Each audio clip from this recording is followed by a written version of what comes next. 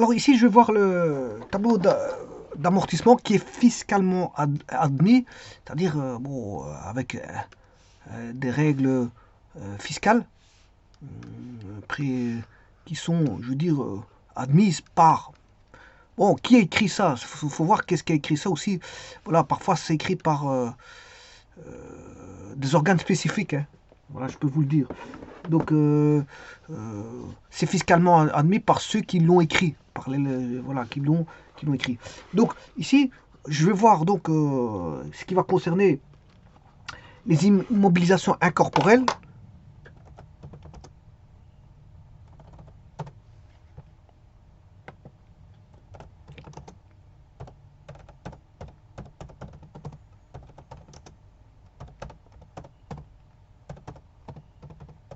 Incorporelles. Voilà, ce sont les brevets, les goodwill, les marques, etc., etc. Bon, tout ce qui est bon, qui n'est pas palpable, comme le corporel. Le corporel, lui, il est palpable. Alors, comme je vous ai dit, je vais me baser sur l'arrêté royal du 8 du 10 de 1976, mais par après, je vais aller voir bon, ce qu'ils en disent voilà, actuellement, au travers d'un site spécialisé qui bon, décrit pas mal de renseignements sur les sociétés, sur la comptabilité des sociétés. Alors, pour ce qui concerne donc les immobilisations corporelles et incorporelles, quoique le corporel, je vais le faire en aparté parce que vous allez voir qu'il y a des petits changements malgré tout, dont l'utilisation est limitée dans le temps, euh, bien sûr selon un plan établi justement par l'organe d'administration de l'entreprise et acté dans le livre des inventaires.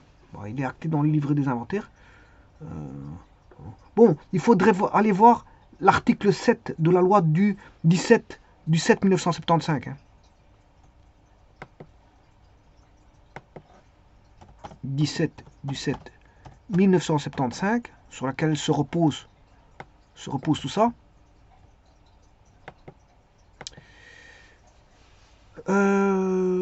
Qui a été modifié par la loi du 30 12 91.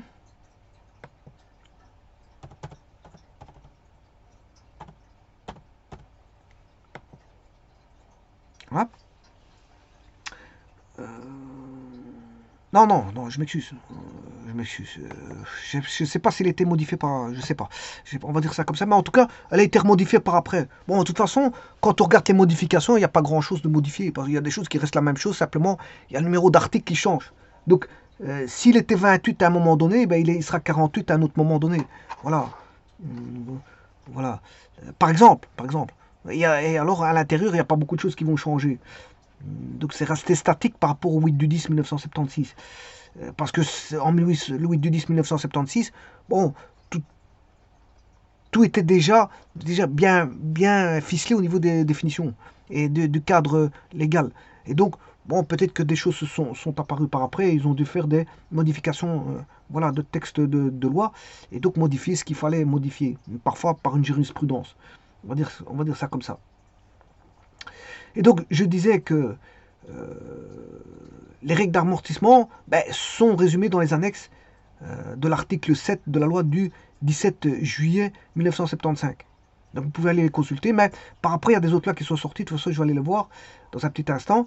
Les immobilisations corporelles et incorporelles peuvent notamment faire l'objet d'un plan d'amortissement accéléré, bien sûr conformément à la législation, c'est-à-dire aux dispositions fiscales en la matière. Alors, les biens neufs autres que matériel roulant peuvent être amortis à plus de 5 ans. Les biens neufs autres que matériel roulant peuvent être amortis à plus de 5 ans.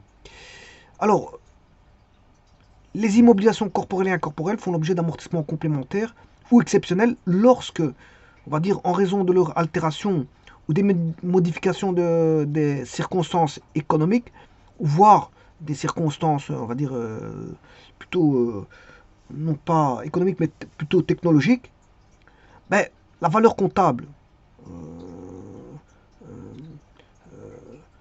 prise à cette époque dépasse leur valeur d'utilisation par l'entreprise. Donc il y a, je veux dire, on va dire, comment est-ce qu'on appelle ça? On peut calculer ça sous forme de ratio. Un ratio valeur comptable et valeur d'utilisation. Et on peut voir quand ce ratio va dire, est plus grand que 1 ou plus petit que 1. C'est-à-dire que la valeur comptable dépasse la valeur d'utilisation ou pas. On sait le voir par un ratio. Bon, ceci étant dit, bon, j'ai cité ici les cadres de loi des arrêtés royaux du 8 de 10 1976 concernant les immobilisations corporelles et incorporelles. Mais je peux vous dire qu'ici, les immobilisations incorporelles, si la durée est limitée, l'amortissement se fera sur toute la durée prévue. Voilà.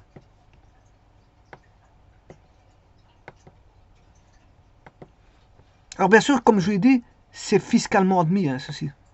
C'est fiscalement admis.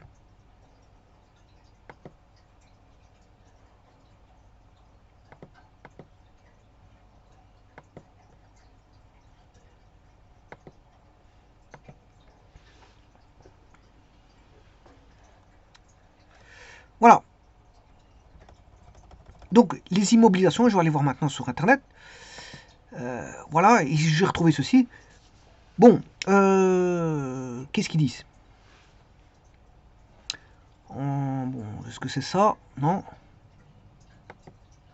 Ça c'est le plan comptable. Voilà, il est là. Amortissement. Voilà, immobilisation incorporelle à durée de vie déterminée. Voilà, il est là. Donc l'article 61, paragraphe 1, alinéa 1er, voilà, l'arrêté royal de la comptabilité des sociétés prévoit que les immobilisations incorporelles dont l'utilisation est déterminée dans le temps, donc c'est-à-dire à durée déterminée, font l'objet d'amortissements calculés selon un plan d'amortissement établi conformément à l'article 28, paragraphe 1 de l'article de la comptabilité des sociétés. Ni la loi, ni l'arrêté royal de la comptabilité des sociétés n'imposent des délais d'amortissement obligatoires pour les immobilisations incorporelles conformément à l'article 45, paragraphe 1, arrêté royal de la comptabilité des sociétés. Le plan d'amortissement est par conséquent établi de sorte que le coût d'acquisition de ces immobilisations incorporelles est reparti sur leur durée d'utilité ou d'utilisation probable. Lorsque ces actifs ont toutefois une base juridique déterminée dans le temps, par exemple brevet, concession, leur durée de vie économique ne peut en aucun cas dépasser leur durée de vie juridique pour le calcul des amortissements. Voilà, ça c'est le 13, 21, 13. Le 14, qu'est-ce qu'ils disent? Si dans les cas exceptionnels, l'entreprise veut répartir les amortissements de frais de recherche et de développement ou les amortissements de goodwill sur une durée supérieure à 5 ans, doit être justifié dans l'annexe compte annuel, article 61, paragraphe 1er, alinéa 4 de l'arrêté royal de la comptabilité des sociétés. Alors, si les dispositions fiscales en la matière autorisent des amortissements accélérés, les immobilisations incorporelles peuvent notamment faire l'objet d'un plan d'amortissement accéléré, article 61, paragraphe 1, premier alinéa, article de comptabilité des sociétés. Si toutefois l'application d'un tel plan accéléré conduit à anticiper de manière significative la prise en charge des amortissements par rapport à ce qui est économiquement justifié, l'annexe fera mention de la différence entre le montant cumulé des amortissements actés et celui des amortissements économiquement justifiés. Elle doit également mentionner l'influence sur le montant des amortissements grevant le compte de résultat de l'exercice d'amortissement accéléré, excédant les amortissements économiquement justifiés, pris en charge au cours de l'exercice ou au cours d'exercice antérieur, article 61, paragraphe 1er, alinéa 1er, in fine, arrêté royal des comptabilités des sociétés. Si à la date d'inventaire, la valeur comptable de l'immobilisation incorporelle dépasse la valeur d'utilisation pour la société, ces immobilisations font l'objet d'amortissements complémentaires ou exceptionnels, article 61, paragraphe 1er, alinéa 2, article enfin arrêté royal de la comptabilité des sociétés, ces amortissements sont comptabilisés sous les charges exceptionnelles. Cependant, si on constate que ces amortissements complémentaires s'imposent systématiquement, il faut considérer de modifier le plan d'amortissement afin de réaliser une meilleure concordance entre les amortissements comptabilisés et la durée de vie économique du bien. Donc il faut faire une révision, parce qu'en fait, bon, ça peut devenir exceptionnel, mais quand c'est souvent exceptionnel, c'est plus de l'exceptionnel. Donc à ce moment, il faut faire une révision de ce qui se passe. En cas de rupture de la continuité des activités de la société, les immobilisations incorporelles font, le cas échéant, l'objet d'un amortissement, exceptionnel pour en aligner l'évaluation sur la valeur probable de réalisation. Article 28, paragraphe 2, alinéa 2, voilà, B, arrêté royal de la comptabilité des sociétés.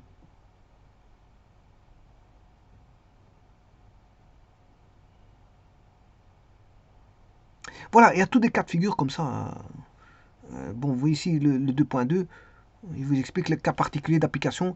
Amortissement sur immobilisation incorporelle acquise à un prix partiellement variable en fonction du bénéfice futur réalisé par l'acquéreur. Bon, c'est un cas de figure.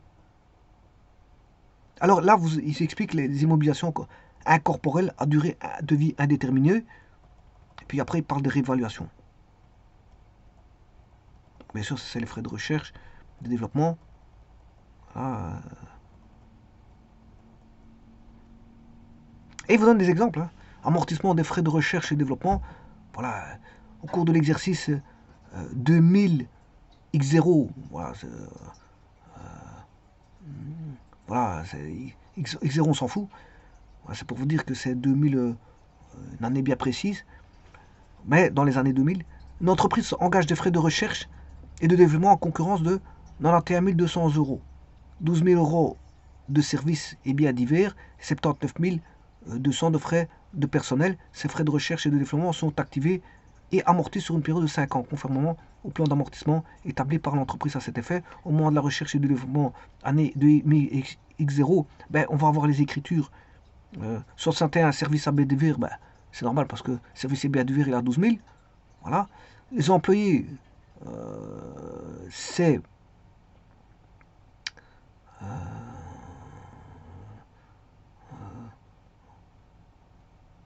cotisation patronale et assurance. Bon, ici, il calcule la cotisation. Les employés, ici, c'est 60 000. Voilà, en salaire. Mais je ne sais pas ce qu'ils l'ont mis ici.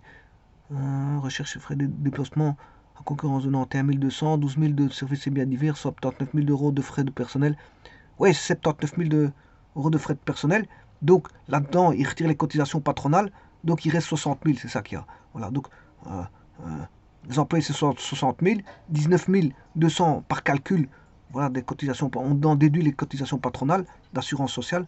Ben, voilà, qu'est-ce qu'on doit? On doit 12 000 à fournisseur, rémunération, c'est 31 200. Voilà, 31 200 pour rémunération. Prix contre retenu, ben, on le calcule, ça fait 21 000. Office national de la sécurité sociale. Bon, ça c'est tout ce qu'on doit payer les rémunérations. On doit pas une cote-part pour les rémunérations, une cote-part pour les précomptes et retenus et une cote-part pour l'Office national de la sécurité sociale, l'ONSS. Ben, il faut retirer tout ça. C'est des pourcentages à chaque fois enlevés. Et voilà. Ce qui vous donne au total, bien sûr, si je fais mon... Bon, je vais chercher ma machine parce que le problème c'est que je n'ai pas préparé ma machine. Voilà, là. Si je fais le total de 31 200 plus 21 000 plus 27 000, voilà, ça fait 79 200. Et les 79 200, c'est bien les 60 000 plus les 19 200. On va dire ça comme ça. Voilà. Et il faut décomposer comme ça. Hein. Il faut décomposer, voilà, les rémunérations, ça se passe comme ça. Voilà. Il y a 79 000 de cotisations, voilà, de paiement de salaire, ça, au niveau salarial. Voilà, pour le frais du personnel, on va dire, 79 200. Mais décomposable. Il faut remettre les cotisations patronales d'assurance sociale, 19 200. Et puis, il y a le précompte. Il faut remettre le précompte, faut remettre et on décompose comme ça. Ça c'est comme ça. Les salaires, je n'ai pas encore vu, mais je verrai en temps opportun. Vous allez voir que ça se passe comme ça. Ah, ici, c'est voilà, c'est un régime employé, parce qu'il y a aussi le régime ouvrier. Voilà, c'est pas les mêmes calculs les mêmes calculs qu'on fait. Et alors, bon, ça c'est à l'année, comme ils vous disent 20x0, mais en fin d'année 20x0, bien sûr, il y a frais de recherche et développement à production immobilisée, voilà, qui est de 91 200. Parce que c'est 91 200, c'est 12 000 de services et biens divers et 79 000 de 200 de frais pour voilà, le personnel. Frais de personnel. Voilà. Donc, si vous faites 79 200 plus services et biens divers 12 000, ça fait 91 200. Donc, elle se répartit en 12 000 et 79 200. On va dire ça comme ça. Et donc, tout ça, le frais de personnel a concouru à faire en sorte de faire de la recherche. Voilà, c'est parce que c'est du personnel qui sont dans la recherche. Hein. Et il a fallu les payer. Et donc, là-dessus, il y a des services et biens divers. Et donc, comme il y a voilà, on peut remettre ça sur les frais de recherche et développement. Voilà, 91 200 voilà. Et puis après, vous faites une notation en fin d'année. Hein. D'ailleurs, il est là, fin de l'exercice 2000, voilà, X0. Vous devez écrire le compte 210 à 72, mais aussi 6301 à 210. Voilà, amortissement sur recherche et développement. 210. Bon, je peux regarder combien ça fait. Petit instant. Parce qu'il faut que je vais chercher dans le plan comptable. C'est combien? Amortissement acté sur recherche et j'espère que je l'ai.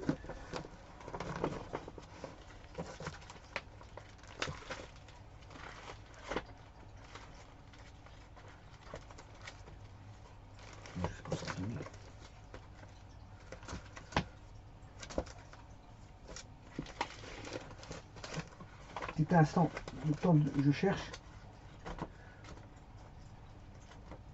Voilà.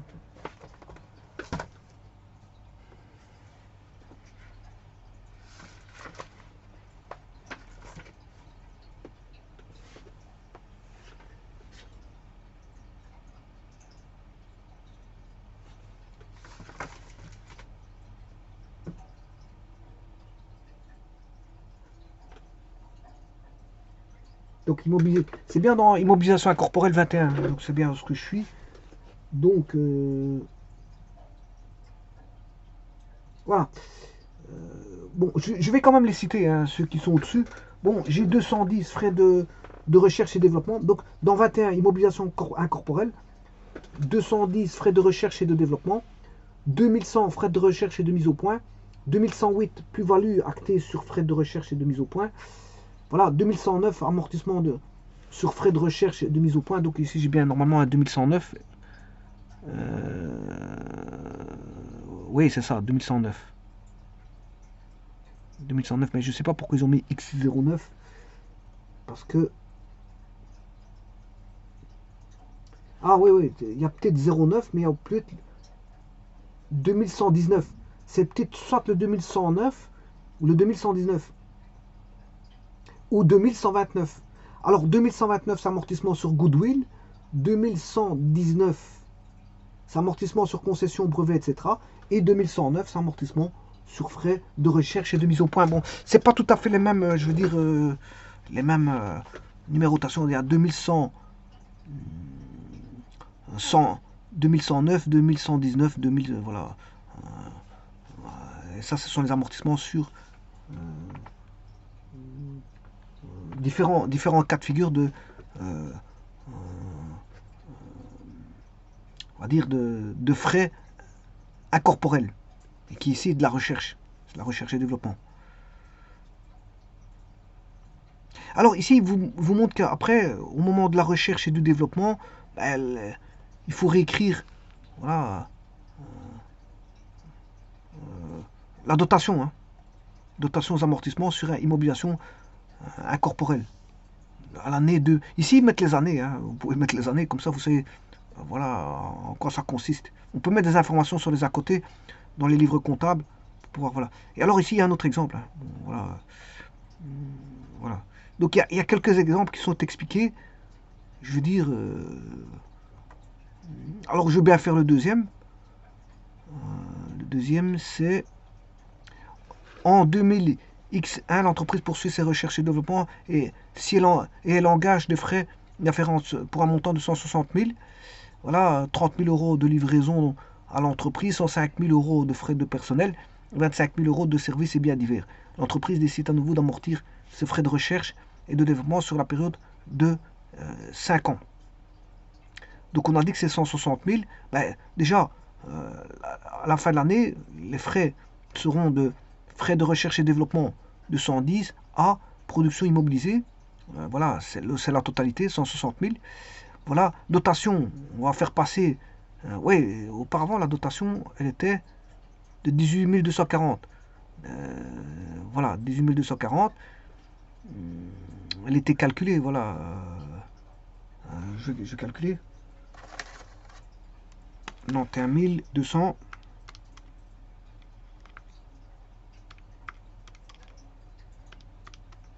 Voilà, divisé par 5, parce que c'est sur 5 ans. C'est sur 5 ans. Donc, ça, on passe la première année qui est 18 240. Voilà, c'est la première année. Parce que c'est sur base de 5 ans, je vous le dis tout de suite. Voilà. Amorti sur une période de 5 ans. Il est marqué ici dans l'énoncé. Voilà, donc ça c'est juste. On fait la même chose pour l'autre. Hein. 160 000 basé sur une période de 5 ans aussi. Ça fait 32 000. Je calcule ça tout de suite. 160 000 divisé par 5. Voilà, ça fait bien 32 000. 32 000. 32 000. Mais il y a une dotation sur immobilisation corporelle. Voilà. De 2000x00, c'est-à-dire il faut repasser l'autre, 18 240, qui est l'année, voilà, c'est l'année d'après. Ça, c'est l'année, la première année, et la seconde année, il faut repasser le 18 240. Mais comme on a de nouveau fait des frais d'amortissement, donc on reprend ce 32 000 là. Voilà. Alors là, on a toute la totalité. Le tout, c'est de savoir décomposer ce qui se passe ici. Voilà, il faut décomposer 160 000. Alors les 160 000, bien sûr, si vous faites la somme 30 plus 71 plus 33,6 plus 25, vous avez 160, donc c'est bon.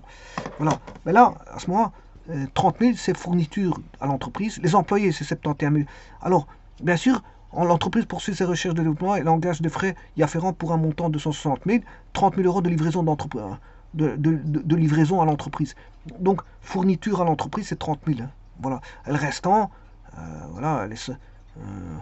Alors ici, ils vous disent 30 000 euros de livraison à l'entreprise, 105 000 euros de frais de personnel et 25 000 euros de services. Donc, on remet 25 000 services et biens divers et ce qui va constituer les cotisations patronales. Voilà, il y a une cote-part de cotisation patronale en fonction d'un mois. Voilà, il y a un pourcentage. Voilà, ici, je prends 71 400 plus 33 600, ça fait les 105 000. Donc, ces deux-là font 105 000. Je dirais plutôt ceci, employés, cotisants, font 105 000. Voilà. Bon, et alors là, vous avez les fournitures à l'entreprise, et ici, services et biens divers. Maintenant, ici, on décompose autrement les rémunérations. Alors, bien sûr, ce qu'on doit fournisseur, c'est services et biens divers, et, comment on appelle ça, fourniture à l'entreprise, qui fait 55 000. Et là, de nouveau, ces trois-là, on va retrouver le montant de 105 000. Hein. D'ailleurs, je vais faire le calcul tout de suite.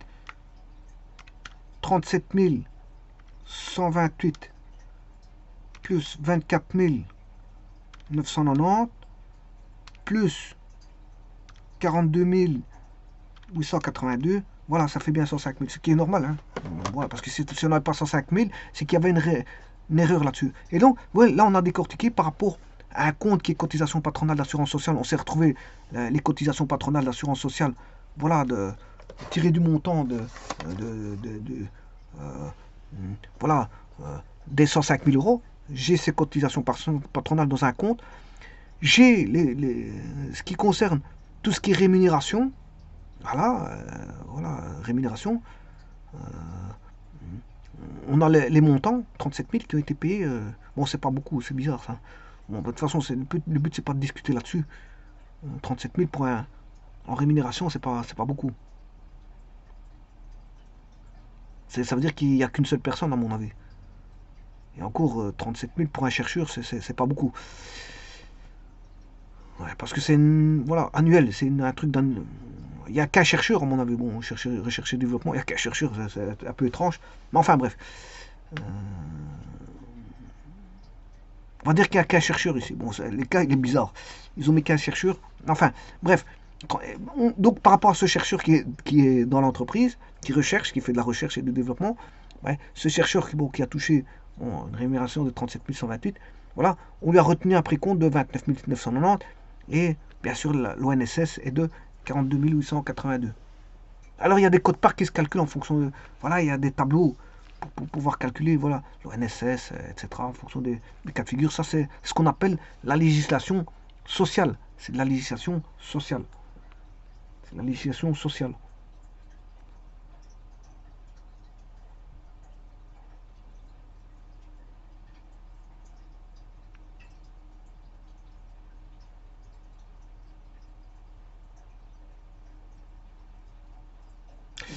Voilà, donc qu'est-ce que je pourrais dire sur les immobilisations incorporelles? Pour résumer, ben, je veux dire, les immobilisations incorporelles dont la durée est limitée, ben, l'amortissement se fait sur toute la durée prévue. Je vous remercie.